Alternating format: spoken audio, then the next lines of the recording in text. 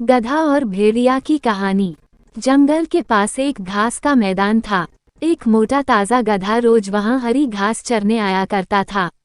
एक दिन वो बड़े मज़े से घास के मैदान में चर रहा था।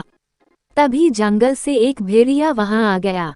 वह शिकार की तलाश में था क्योंकि उसे बहुत भूख लगी थी। फिर उसने गधे को देखा और उसे देखकर वह बहुत खुश हुआ और सोचने लगा कि अगर इसका शिकार कर लिया जाए तो कई दिन के भोजन का जुगाड़ हो जाएगा। फिर वह मौके की तलाश में एक पेड़ के पीछे छुप गया और गधे पर नजर रखने लगा।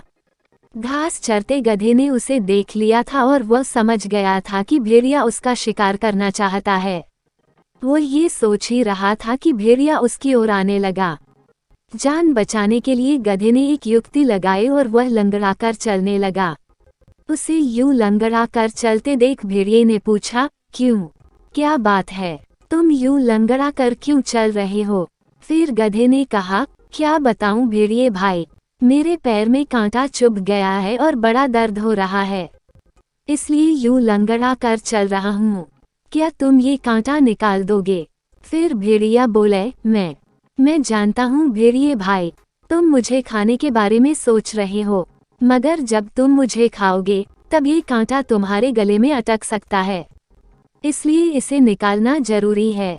भेड़िए ने सोचा, गधा सही कह रहा है, खाते समय ये कांटा मेरे लिए परेशानी बन सकता है, इसका कांटा निकाल ही देता हूँ, फिर इसे मारकर मज़े से खाऊंगा।